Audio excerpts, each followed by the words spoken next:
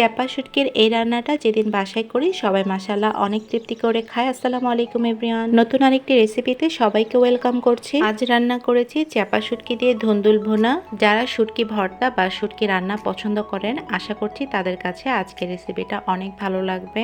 রান্নার জন্য এখানে আমি প্রায় হাফ কেজির মতো ধুন্দুল একটু পাতলা করে কেটে নিয়েছিলাম আর সাথে নিয়েছি 5টা চ্যাপা শুটকি। এই শুটকিটাকে অনেক জায়গায় বাঁশপাতা শুটকিও কিন্তু বলা হয়। শুটকিটাকে অবশ্যই গরম পানি দিয়ে খুব ভালো করে পরিষ্কার করে ধুয়ে নিতে হবে। তারপর আমি চুলায় দিয়েছি প্রায় হাফ কাপ সয়াবিন তেল, 2টা পেঁয়াজ কুচি করে পেঁয়াজগুলোকে ব্রাউন করে ভেজে নিয়েছি। 4টা রসুনের কোয়াকে আমি মাঝখান থেকে কেটে 8 টুকরো করে নিয়েছি আর সাথে বেশ কিছু কাঁচামরিচ দিয়ে সেই পেঁয়াজের উপরে একটুখানি ভেজে নিব। ভাজার পরে আমি বেশ কিছুটা পানি দিয়ে দিয়েছি যেন পেঁয়াজগুলো পুড়ে না যায়। তারপর দিয়েছি পরিমাণ মতো লবণ, হাফ চামচ হলুদের গুঁড়া, 1 চামচ মরিচের গুঁড়া আর সাথে দিয়েছি 1 চামচ ধনিয়া গুঁড়া। এই সবগুলোকে এখন খুব ভালো করে কষিয়ে নিতে হবে।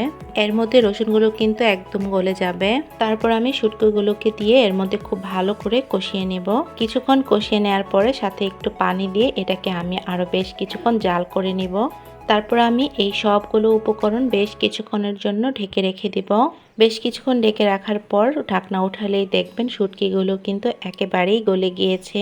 আস্ত রসুন দেওয়ার ফলে কিন্তু এর মধ্যে খুব সুন্দর একটা ফ্লেভার অ্যাড হয়। যারা রসুন খেতে পছন্দ করেন চাইলে আরও কিছুটা রসুন বাড়িয়ে দিতে পারেন। সবগুলো উপকরণ কিন্তু খুব ভালো করে কষিয়ে নিয়েছি। এখন কেটে রাখা ধুন্দুলগুলো দিয়ে দিচ্ছি।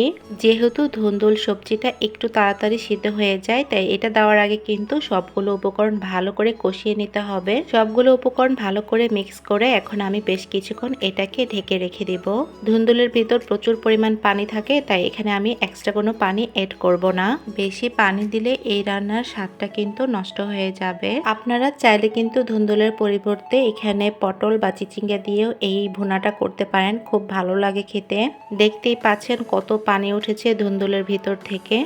ধুন্দুলের মধ্যে কিন্তু 94 থেকে 95% পর্যন্ত পানি থাকে আর এজন্যই রান্নার পর এর পানি শুকিয়ে কিন্তু অল্প একটু হয়ে যায়। পানিগুলো একটু তাড়াতাড়ি শুকিয়ে যাওয়ার জন্য আমি এখানে চুলার আঁচটা কিন্তু বাড়িয়ে দিয়েছি। এই রান্নাটা একটু শুকনো শুকনো করে করলে কিন্তু অনেক বেশি মজা লাগে। শুটকির এই রান্নাটা যেমন ভাত দিয়ে খেতে ভালো লাগে তেমনই কিন্তু রুটি দিয়েও খেতে মজা লাগে। যারা আরো বেশি ঝাল খেতে পছন্দ করেন তারা এখানে মরিচের গুঁড়া বা কাঁচা মরিচের পরিমাণ কিন্তু আরো বাড়িয়ে দিবেন। এখন আমি বেশ কিছু ধনিয়া পাতা কুচি করে দিয়ে দিচ্ছি। যে কোনো শুটকি রান্নায় ধনিয়া পাতা দেওয়ার ফলে কিন্তু এর ফ্লেভারটা দ্বিগুণ হয়ে যায়, খেতেও আরো বেশি মজা লাগে। পানি শুকিয়ে রান্নাটা করে নিয়েছি আর এর ভিতর থেকে কিন্তু তেলটাও উঠে এসেছিল। দেখতেও কিন্তু মাশাআল্লাহ অনেক লোভনীয় লাগছে। রান্নাটা কেমন হয়েছে আমাকে কমেন্ট করে অবশ্যই জানাবেন। ভালো লাগলে আমার চ্যানেলটা সাবস্ক্রাইব করে আমার পাশে থাকবেন। যারা ফেসবুক থেকে দেখছেন তারা পেজটাকে ফলো করে দেবেন। সবাইকে অনেক ধন্যবাদ। সবাই ভালো থাকবেন। আসসালামু আলাইকুম।